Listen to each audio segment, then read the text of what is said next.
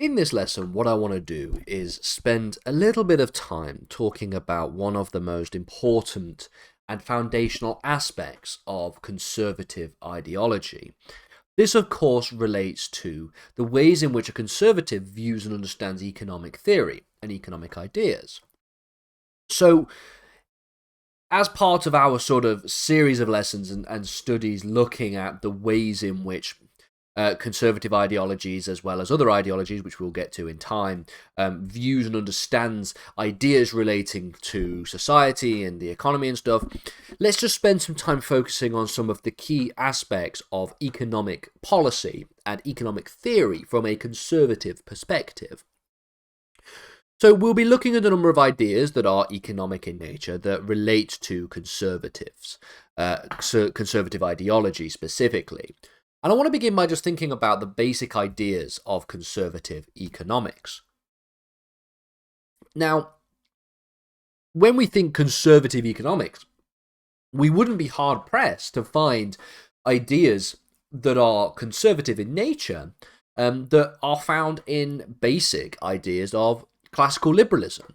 So rooted in principles such as free markets, limited government intervention, personal responsibility, as well as fiscal discipline.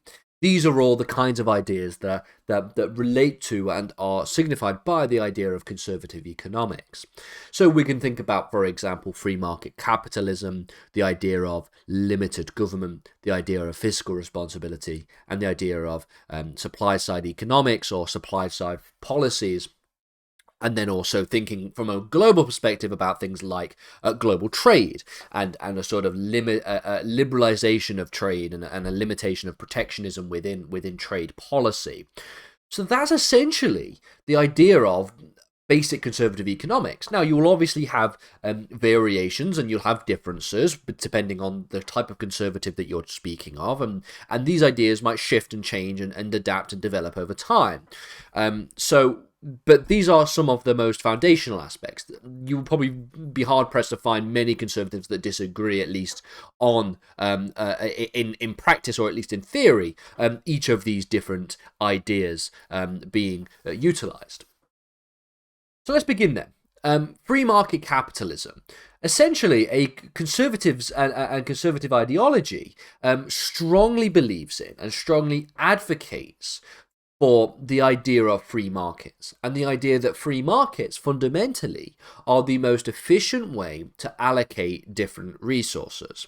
They argue that when individuals and businesses operate in a competitive marketplace that is free from government intervention, that is free from government control, whether that be through indirect taxation or subsidization or any other kind of ways in which the government can intervene in the economy, when they are free to operate on this competitive marketplace, it will lead to greater innovation, it will lead to greater economic growth, it will lead to greater economic prosperity. There is a broader emphasis on the importance of private property rights, something that you associate quite strongly, in fact, with classical liberalism, which is why a lot of people argue that sort of classical liberalism, the classical liberals of today, are more like conservatives or would align more with conservative political ideology. So there is an emphasis on the importance of private property rights, believing that individuals and individual businesses should have the freedom to own and control their own property. This is an essential characteristic, an essential part of economic efficiency and personal freedom in an economy of this nature. And so with this being said, linking this to the idea of government, there is the requirement for, or at least the argument that suggests that there ought to be a limited form of government.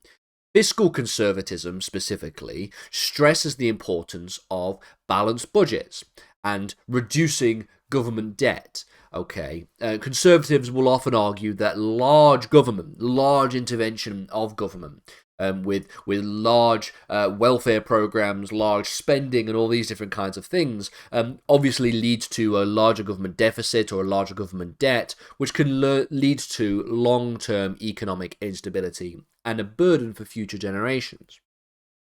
So while there might be some controversy in the sense that conservatives might opt for a smaller welfare state, may even opt for austerity, the cutting back of public service spending in order to essentially be allow for a more stable and fiscally conservative spending regime, that this might be controversial in the sense that that might lead to a situation where people aren't able to rely on the government in the same kind of way as they might want to. But it also would lead to a situation where the government is, or at least the economy and the government's debt is not so strongly going to lead to instability, and so obviously going to burden future generations.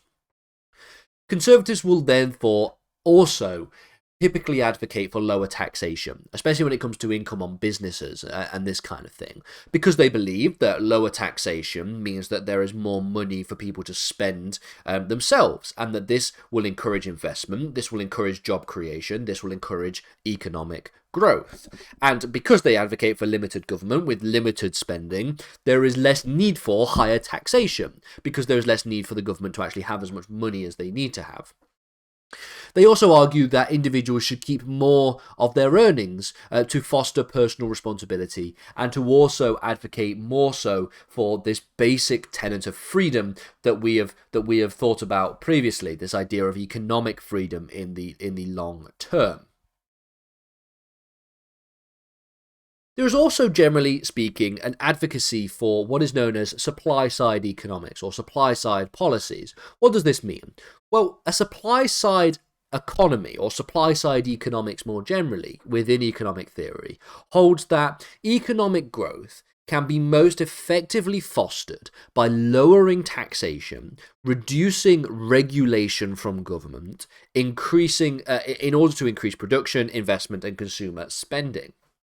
The idea here is the basic theoretical principle is that if businesses and individuals have more money to spend and they are less burdened by regulations and by the requirements of regulations, then they will be able to invest and spend more, leading to greater job creation, leading to greater economic expansion.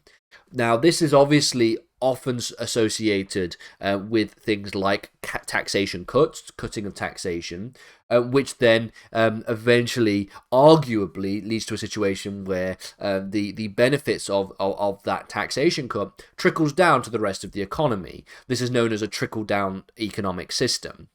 Now, essentially what trickle-down economics most advocated by people like Ronald Reagan believed is essentially that if you cut taxation of the richest in society, they'll have more money and they'll spend more money, and that spending goes into the economy and is then trickled down to the rest of society. That is the general idea of trickle-down economics. Now, there is the fact that arguably trickle-down economics doesn't really work. Now, the idea makes sense in principle, and so it's not necessarily a stupid idea. But what trickle-down economics fails to recognize is the fact that when you have richer people having even more money, people who have money and who obviously are the richest in society have a greater propensity to save that money or to take that money offshore and to put it into savings accounts abroad and all these different kinds of things. Now, the reason why this is obviously bad is because even though trickle-down economics does lead to more money being spent in the economy, compared to the percentage of that money that is actually being granted as part of tax cuts, more of it is saved than if you took an alternative option, which is to hand money down to people who need it the most in society, because they are more likely to spend it, and that money will be more likely to go into the economy. So that's sort of just a basic idea of economic theory there, but again, we're talking about political philosophy in this series of lessons, so I don't want to get too heavy on the on the economics and the way in which the economics works. So I'll just finish by talking about global trade. Generally, traditionally, conservatives have supported free trade agreements. They have supported the opening of markets, which benefit consumers through lower prices and greater choice. All of this drives competition, it drives efficiency, it drives innovation. Now, there has been a shift in recent times when it comes to economic conservative ideas, thinking more skeptical of free trade. You have, for obviously, populist conservative ideas such as people who proposed and were proponents of Brexit. Obviously, Brexit involved a reduction of free trade in the United Kingdom because we left the single market. We left the largest trading bloc in the world. You also have, at the moment, people like Donald Trump who are emphasizing a 25% tariff on all imports from places like China. Again, this might be more to do with the fact that he doesn't understand what tariffs are, but also it leads to a situation where people are more skeptical of free trade. Tariffs, of course, hamper free trade.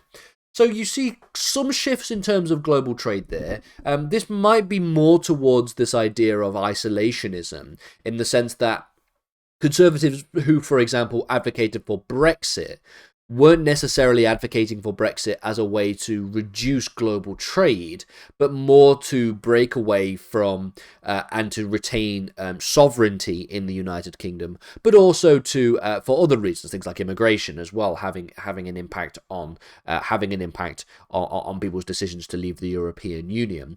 So not necessarily to do with the fact that they wanted less global trade or they wanted less free trade agreements, but believing that those free trade agreements could take place outside of the European Union, something that has happened but has not happened anywhere near to the extent that being a part of the EU gave us.